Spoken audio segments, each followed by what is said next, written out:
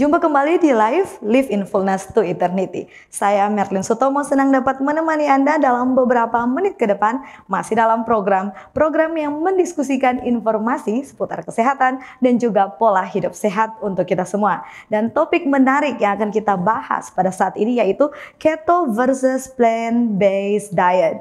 Ya benar, baik keto diet yang rendah karbohidrat maupun plant-based diet yang mengedepankan konsumsi makanan berbasis tumbuhan yang kaya serat ini sama-sama merupakan dua tren diet yang sering jadi sorotan kita.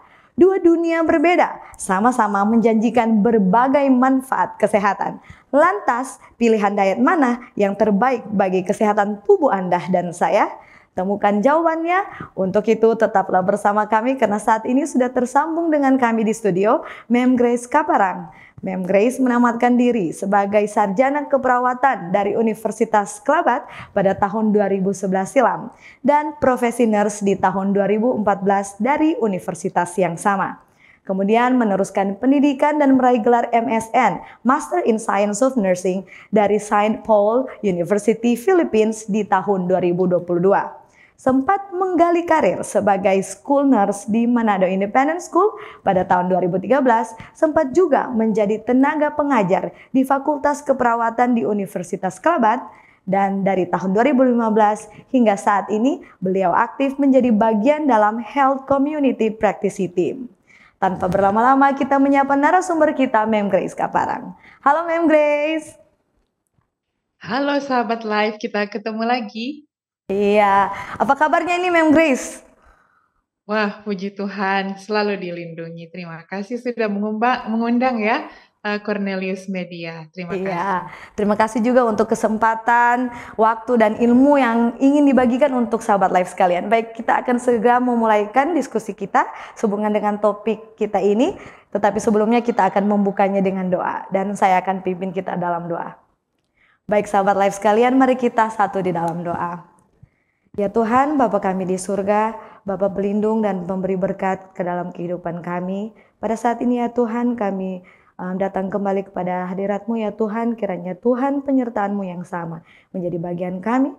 Khususnya ya Tuhan, kiranya Tuhan berikan hikmat dari surga agar kami dapat mendengarkan dan juga dapat diberikan kekuatan agar kami dapat melakukan apa yang sudah kami dengarkan. Ya Tuhan, kiranya Tuhan bersama-sama dengan narasumber kami, Mem Grace, yang sudah tersambung bersama kami di studio. Kiranya ya Tuhan, kiranya Tuhan gunakan dia sepenuhnya agar dapat berkata-kata seturut dengan kehendak-Mu, dapat memberikan ilmu yang sudah dia pelajari kepada kita semua dan tentunya menjadi berkat bagi kami semua pendengar sahabat live sekalian. Ya Tuhan, kami serahkan program kami seterusnya ke dalam tangan-Mu. Kami berdoa dalam nama Yesus. Amin. Baik, kita akan break sejenak. Dan sahabat live jangan kemana-mana, kami kembali setelah jeda yang satu ini. Tetap di Live in Fullness to Eternity. Tahukah Anda, buah adalah sumber vitamin dan antioksidan alami yang dapat meningkatkan metabolisme tubuh. Sayur memperlancar buang air besar dan dapat menurunkan risiko terkena berbagai penyakit kronis. Selalu mengonsumsi air mineral untuk menjaga keseimbangan cairan tubuh. Berolahraga dengan teratur dapat membantu kita mengendalikan berat badan. Selalu beristirahat yang cukup agar tubuh tetap sehat dan bugar. Jangan lupa untuk selalu menyaksikan program live di YouTube channel Cornelius Media, Bridge to the Truth.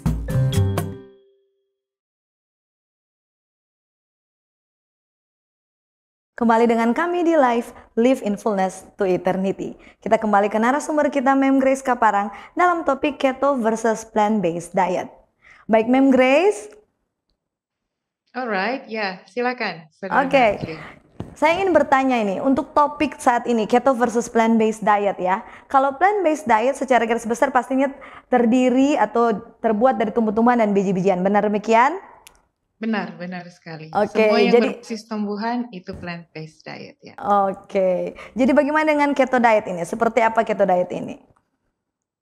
Oke, jadi keto diet ini memang adalah tipe diet yang di-search di tahun 2022 itu adalah tipe diet yang paling tinggi di-search.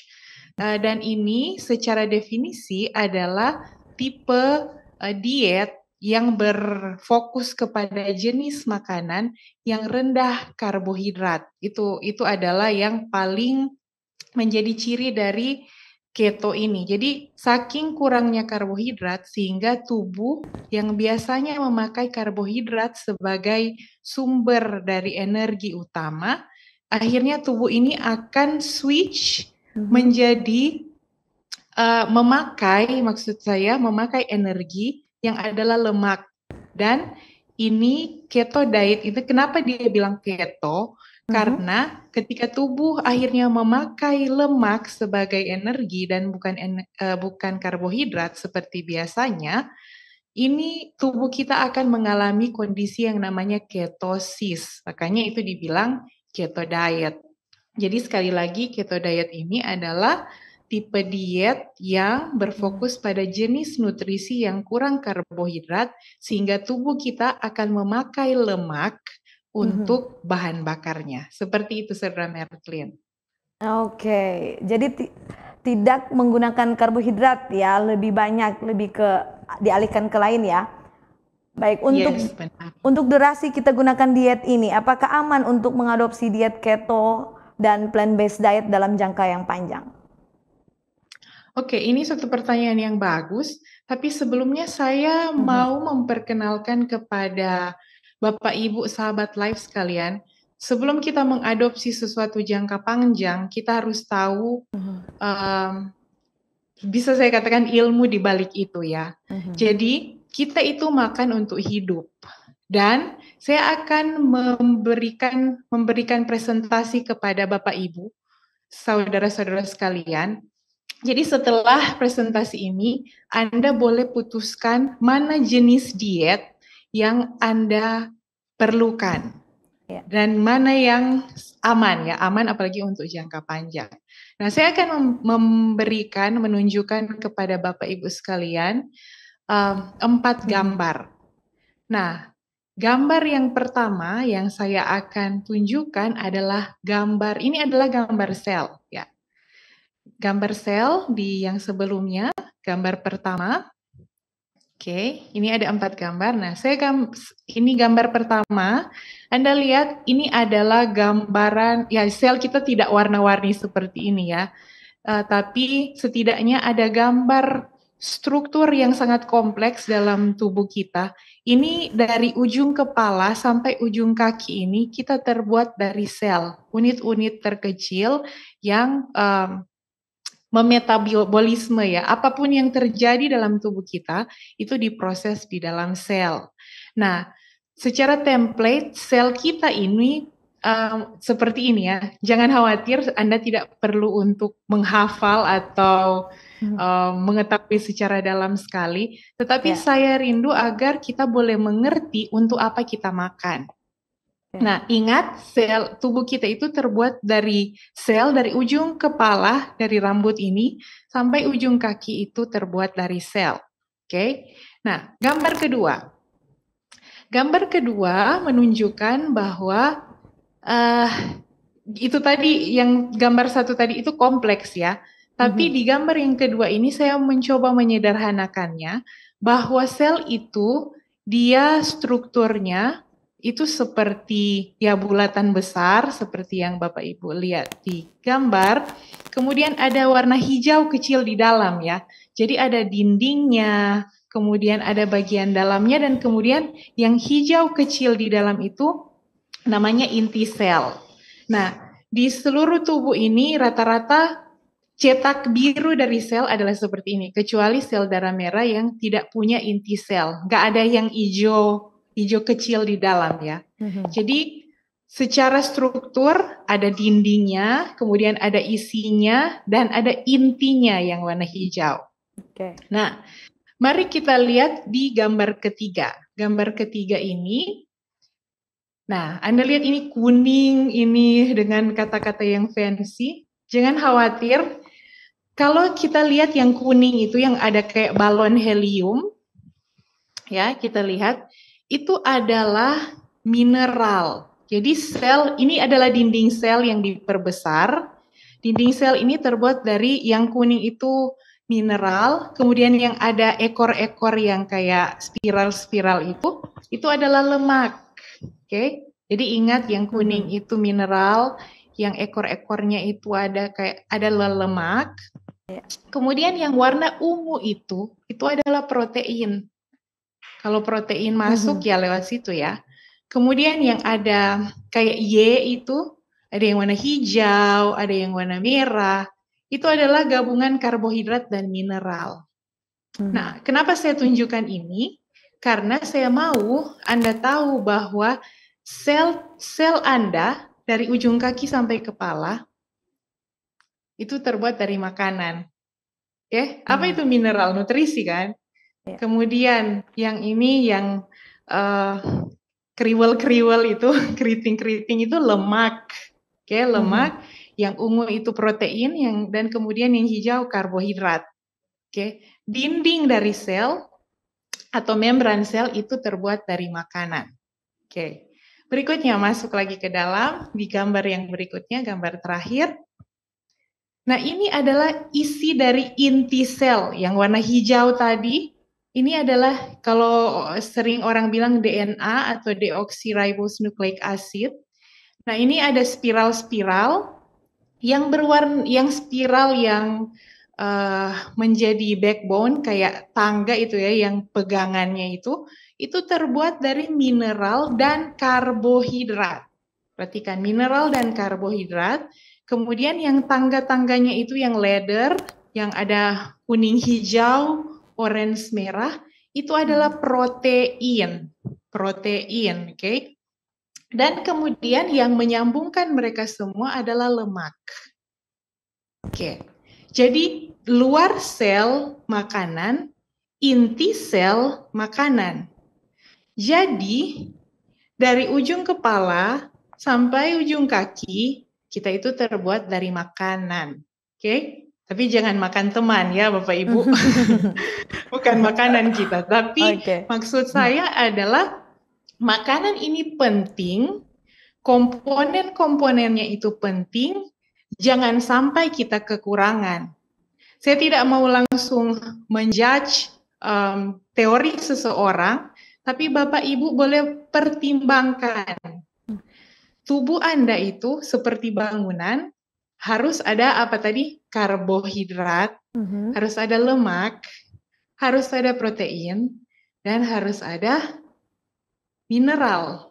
Nah, kalau mungkin Anda bertanya vitamin itu di mana? Vitamin itu seperti saya kasih ilustrasi saja seperti orang yang memasukkan yang lain-lain tadi itu yang karbohidrat, protein, lemak. Ya, itu saja ya. Maksudnya secara sederhana saya boleh bilang kepada Bapak Ibu sekalian, tubuh kita itu dari kepala sampai kaki itu terbuat dari makanan dan jangan ada kekurangan salah satu dari komponen tersebut. Itu berbahaya. Mungkin awal-awal kalau Anda mengurangi salah satu, mungkin baik-baik saja. Tapi setelah lama-lama, dalam waktu jangka panjang, DNA Anda akan berubah. Kalau Anda mengurangi karbohidrat secara signifikan, maka Anda bisa lihat tangga itu akan runtuh. Karena sisa yang sisa tangga-tangganya tidak ada penahannya. Jadi Anda bisa interpretasikan sendiri apa yang menjadi maksud saya ya. Kalau untuk mengetahui sains di balik kita makan seperti itu. Nah, gimana kira-kira saya kembalikan ke Saudari Melvin. Saya tahu saya belum jawab pertanyaan ini, tapi saya rindu untuk kita perhatikan dulu yang fakta tersebut. Iya, benar sekali. Jadi sebenarnya ada manfaat masing-masing ya dari kedua jenis diet ini. Tetapi untuk jangka panjang kita harus tahu dulu apa kebutuhan tubuh kita. Seperti itu ya. Oke. Nah, benar sekali. Nah, bagaimana jika kita bisa pastikan ini bahwa saat kita mengadopsi diet keto ini kita bisa tetap sehat? Apa ada tips-tips sehubungan dengan ini?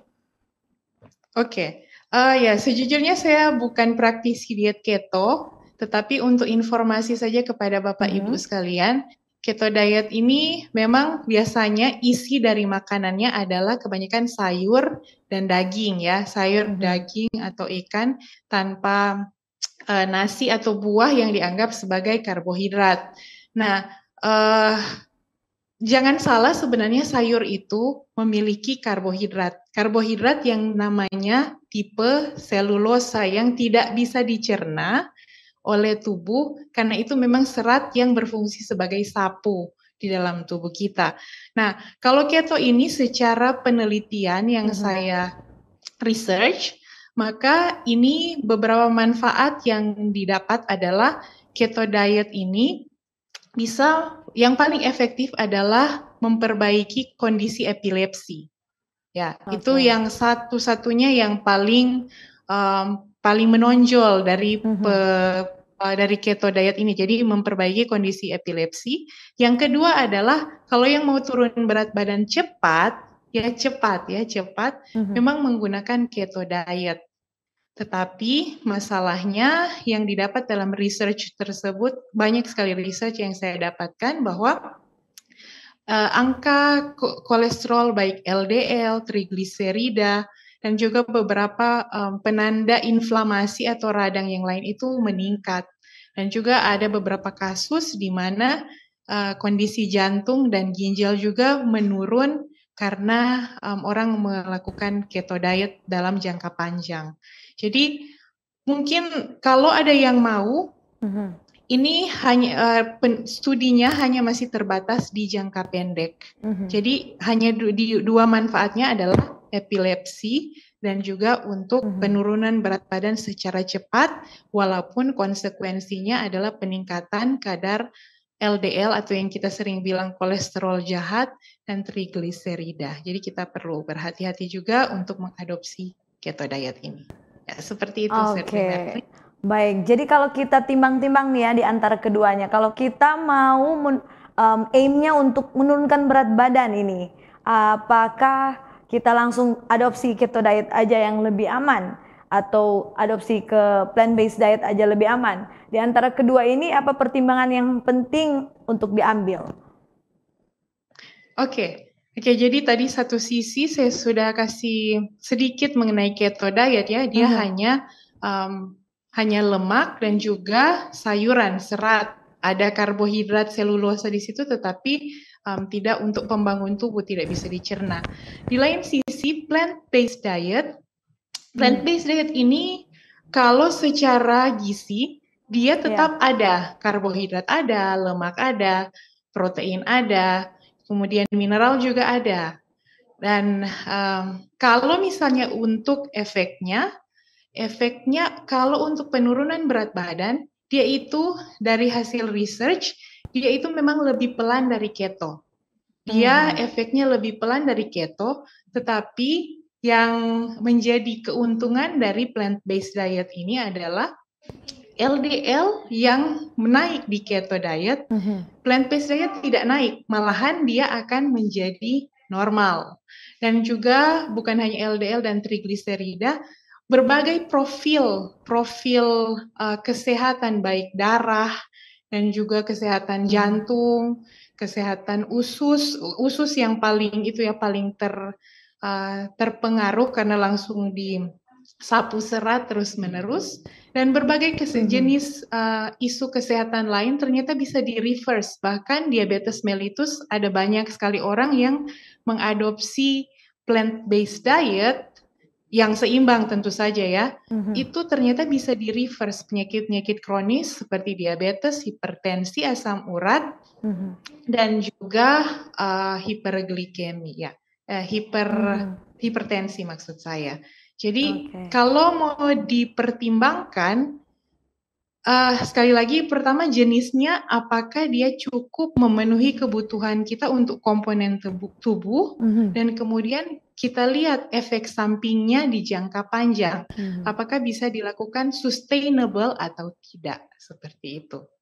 Saya kembalikan, Saudari Meta. Baik, nah ini tapi ada yang katakan bahwa diet keto lebih efektif dalam meningkatkan ketahanan insulin katanya dibanding dengan plant-based diet. Apa tanggapannya, Mem Grace?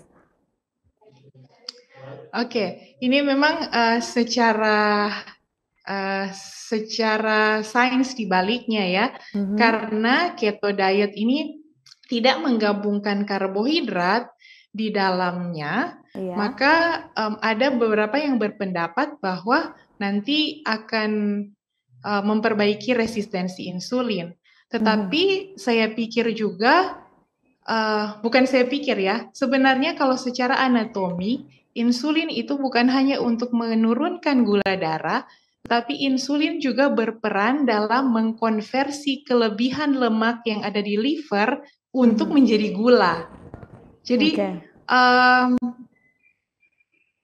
walaupun mungkin jangka pendek itu terlihat bahwa gula darah itu tidak naik, maka yang dikhawatirkan adalah ke depannya insulin itu akan aus, pankreas itu akan aus karena kondisi yang lain, bukan kelebihan gula, tetapi kelelahan dalam mengkonversi lemak dari liver itu ke gula dan kemudian di store atau disimpan di dalam tubuh kita. Jadi itu sih saya masih meragukan fakta itu bahwa itu akan mempertahankan ketahanan insulin ya, seperti itu. Oke, jadi dalam bisa dikata kalau mau mempercepat penurunan diet atau berat badan kita, gunakan keto ya, bisa lebih cepat. Tapi resikonya mungkin harus dikonsider juga ya. Nah, jadi dari keduanya ini kalau dalam hal mana yang lebih baik ini untuk menghindari penyakit DM tipe 2 ini? Jika dibanding keduanya nih. Jadi ini membandingkan ya. Iya. Saya sebenarnya kembalikan kepada Bapak Ibu setelah melihat sains yang sudah dipresentasikan tadi, bagaimana ada keuntungan dan kerugian dari keduanya, tetapi untuk sustainable-nya, ya memang tadi saya sudah katakan bahwa kalau mau turun cepat ya keto diet, tapi ada konsekuensinya. Saya tidak terlalu menyarankan kalau saya secara pribadi. Saya lebih menyarankan kalau Bapak dan Ibu mau untuk mengadopsi plant-based diet, itu lebih aman untuk jangka panjang dan untuk reverse diabetes mellitus tadi. Seperti itu. Oke. Baik, dan apa dampak jangka panjang dari diet keto terhadap kesehatan jantung? Dan bagaimana hal tersebut dibanding dengan plant-based diet ini? Oke, ya jadi tadi kalau kita lihat fisiologisnya, karena kita lihat bahwa salah satu efek dari keto diet adalah meningkatkan LDL. Nah, LDL sebenarnya ini adalah tipe kolesterol yang dia berespon pada radang. Jadi kalau radang ini datang, ini saya anggap pembuluh darah ya. Waktu pembuluh darah itu radang, si LDL ini datang untuk menambal bagian yang radang itu. Nah, jadi dia sebenarnya dia taruh di situ, kemudian kalau tubuh kita itu memperbaiki dengan kolagen dan vitamin C, maka setelah itu liver akan menyuruh HDL untuk datang mengambil LDL kembali karena sudah selesai tugas. Jadi LDL itu sebenarnya bukan kolesterol jahat, tapi dia sedang menambal bagian yang radang dari pembuluh darah kita. Nah, masalahnya adalah ketika pembuluh darah kita itu ditambah radang terus. Nah, radang itu sebenarnya karena kebanyakan makan gula atau ya ketidakseimbangan dalam diet dan juga gaya hidup kita. Waktu dia radang, dia akan semakin bertambah. Nah, keto diet ini kalau LDL terus-menerus bertambah, dia akan menumpuk di pembuluh darah. Yang paling menakutkan adalah kalau dia tertumpuk di jantung, ya bisa kena serangan jantung. Itu yang sangat berbahaya. Sedangkan kalau plant-based diet, LDL itu tidak meningkat, sehingga banyak penelitian mengklaim bahwa plant-based diet bagus untuk kesehatan jantung. Ya, seperti itu. Oke. Nah, ini kalau misalkan saya Mem Grace bekerja lebih keras di fisik seperti itu. Dari kedua diet ini mana yang lebih mempengaruhi energi kita? Diet mana yang bisa lebih cepat buat kita rasa capek? Oke. Kalau misalnya mengenai rasa capek, sebenarnya mohon maaf, Uh, Sebenarnya untuk energi ini sendiri ini tergantung dengan ya tadi seperti yang sudah dibilang aktivitas kita, karena energi itu berpengaruh, maksudnya balance-nya, seimbangnya adalah kalau apa yang kita makan itu sesuai dengan apa yang kita keluarkan. Jadi energinya akan sustain. Nah, sedangkan kalau misalnya kita kurang dalam makan, jadi ya akhirnya kita akan kurang energi ya. Jadi ada banyak faktor sebenarnya kita harus perhatikan keseimbangan dari makan, kerja, dan istirahat kita, itu ada banyak faktor. Jadi kalau mau dibandingkan antara mana yang akan membuat energi kita lebih baik, itu saya tidak bisa pastikan secara langsung karena itu akan tergantung dengan keseimbangan gizi yang diambil dalam kedua diet tersebut. Karena walaupun mungkin keto yang lebih tinggi lemak, tapi dia makannya sedikit, ya mungkin energinya tidak akan banyak. Kalau plant-based diet yang walaupun banyak serat, tapi dia bisa makan banyak, energinya bisa sustain. Jadi seperti itu ya, tergantung dengan intake, dengan pemasukannya, dan juga aktivitas istirahat, itu jadi secara keseimbangannya. Tidak bisa hanya dengan tipe dietnya saja, seperti itu. Oke, baik. Terima kasih untuk jawaban-jawabannya. Kita nanti sambung lagi ya, Miss Grace ya.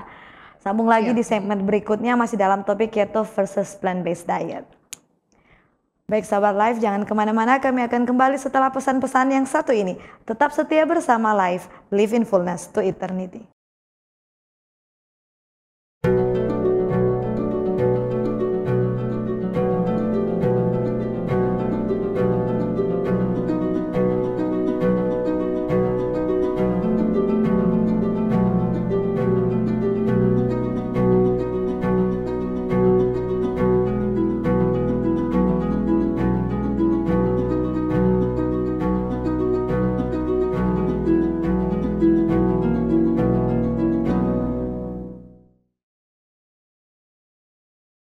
Terima kasih Anda masih setia bersama kami di Live in Fullness to Eternity. Masih dengan Miss Grace Kaparang dalam topik keto versus plant-based diet. Baik Mem Grace, saya ingin bertanya sehubungan dengan kedua jenis diet ini, mana yang lebih direkomendasikan untuk mereka yang memiliki alergi? Oke, ya pertanyaan yang bagus sekali lagi ya. Nah, alergi ini kalau saya bisa sederhanakan, dia ini kebanyakan ya, bukan hanya terbatas dalam satu saja, tapi kebanyakan karena alergi protein. Nah, protein ini sebenarnya karena ada satu unsur yang namanya asam arakidonat. Asam arakidonat ini muncul kalau kita punya sel itu pecah ya. Pecah, dia rusak, dan kemudian itu harusnya itu dia mati dan kemudian dikeluarkan dari tubuh. Nah, asam arakidonat ini dia adalah sel yang rusak sekali lagi. Nah, untuk alergi, kalau kita kembali lagi ke komposisi dari kedua diet tadi yang ada plant-based diet dan keto diet, yang paling banyak protein adalah di keto diet. Nah, apalagi seperti yang saya sudah katakan tadi bahwa asam arakidonat yang memicu radang dan alergi ada di sel yang rusak ya. Anda bayangkan kalau misalnya kulit kita dibakar atau digoreng, ya itu selnya jadi rusak. Nah ini kalau sel dari binatang kemudian digoreng dan juga kalau saya mau bilang ya dipanaskan, kalau kita masuk itu banyak sekali tinggi asam arakidonatnya sehingga dapat memicu alergi. Makanya itu kebanyakan alergi itu disebabkan karena protein ya. Tapi kalau plant-based diet, dia itu mengandung tumbuh-tumbuhan kan. Nah, apakah sel tumbuhan itu ketika dipanaskan sama dengan sel hewani? Anda tahu kalau misalnya Anda pelajari mengenai tumbuhan, dan tumbuhan ini kalau dipanaskan, dia akan, tumbuhan ini mengandung namanya fitokimia. Nah, fitokimia ini adalah warna-warni ya, warna-warni dari tumbuhan. Kalau Kalau wortel ada orange, kalau hijau itu ada klorofil, kemudian ada merah ada yang namanya likopen, ya seperti itu, ada banyak sekali fitokimia. Kalau dia dipanaskan, dia itu akan semakin enhance, bertambah, dan itu sebenarnya adalah ketahanan tubuh dari si tumbuhan yang kalau masuk ke dalam tubuh kita itu akan menjadi antioksidan. Jadi berbeda ya. Kalau sel tumbuhan kalau dipanaskan dia akan menghasilkan asam arakidonat yang akan menambah alergi, sedangkan kalau yang tumbuh-tumbuhan, warna-warni dari tumbuhan itu akan menjadi sumber penyembuhan antioksidan tinggi kepada tubuh kita. Jadi mana yang terbaik? Tentu saja plant-based diet untuk alergi, karena keto diet bisa memicu alergi lebih parah lagi. Seperti itu, Saudari Merlin. Oke, jadi harus hati-hati tetap ya. Dan untuk diet keto ini, apakah dapat diadopsi oleh semua jenis kelompok usia atau golongan? Oke, jadi kalau keto diet ya seperti tadi ya, ada banyak batasan. Yang terbaik itu mungkin bisa diadopsi secara jangka pendek oleh orang yang menderita epilepsi, dan juga untuk menurunkan berat badan secara cepat walaupun ada konsekuensinya. Nah, berbahaya kalau keto diet itu dikonsumsi oleh orang yang sudah tinggi LDL-nya atau sudah ada penumpukan lemak di dalam pembuluh darah yang mungkin orang belum tahu, tiba-tiba kok sudah serangan jantung atau stroke atau ya kondisi-kondisi yang lainnya. Jadi kalau memang merasa sudah sehat aja ya, cek dulu LDL-nya bagaimana sebelum mengadopsi keto diet seperti itu. Jadi kalau untuk seluruh golongan saya rasa tidak bisa. Oke, baik. Jadi kalau misalkan seperti itu, mereka yang memiliki LDL tinggi atau lemak tinggi seharusnya lebih pilih yang diet plant-based diet seperti itu ya, karena bahaya untuk keto diet. Nah, apakah ada pertimbangan khusus juga bagi seseorang yang ingin mengadopsi plant-based diet ini? Oke, kalau plant-based diet lebih banyak penelitiannya memang, dan juga secara umum lebih aman karena dia itu mengadopsi bahan-bahan yang kurang ya. Saya tidak bilang juga tidak semua itu tidak mengandung yang memicu peradangan. Ada juga dalam plant-based diet itu memicu radang, tetapi lebih aman seperti itu dibandingkan dengan keto diet. Dan kalau pertimbangan secara khusus untuk plant-based diet adalah kalau misalnya dia punya kasus seperti kalau tipes atau kondisi usus yang belum bisa mencerna dengan baik, mungkin serat itu akan sangat berbahaya. Atau kondisi di mana ususnya itu tidak maksud saya ada satu kondisi yang namanya ileus paralitik, di mana orang tidak bisa buang air besar karena ususnya itu terobstruksi atau ada yang benar-benar menghalangi untuk makanan dapat dicerna. Jadi di situ sebenarnya semua makanan itu tidak boleh ya, tidak boleh pada waktu kondisi seperti itu. Tetapi intinya adalah ketika usus tidak mampu untuk mencerna yang keras-keras sama seperti tipes tadi, maka plant-based diet tidak disarankan agar tidak menambah cedera usus seperti itu. Oke, jadi jangan plant-based diet kalau lagi bermasalah dengan pencernaan atau usus kita, seperti itu ya. Baik, jika kita sudah memilih nih ya diet mana yang lebih baik untuk diri kita, apa boleh berikan sedikit tips-tips bagaimana agar bisa kita memulaikannya dengan benar, agar dapat berjalan juga dengan benar? Baik, oke. Jadi sekali lagi saya mau katakan saya bukan praktisi keto diet, tapi saya adalah praktisi plant-based diet. Jadi saya mungkin hanya mau untuk memberikan tips beberapa. Saya sudah praktisi plant-based diet sejak tahun 2014, berarti sudah 10 tahun sekarang. Untuk memulai, tentu saja perlu intention ya, perlu niat dari dalam hati sendiri. Kita boleh observasi atau kita boleh tanyakan kepada diri sendiri, apa motif saya? Nah, apa motif saya untuk mengadopsi satu diet tertentu dan kemudian stick to the goal. Nah, tujuan saya apa? Tujuan saya untuk mengadopsi diet tersebut itu apa? Ya, itu basically hampir sama dengan kalau kita mau memulai sesuatu ya. Tetapi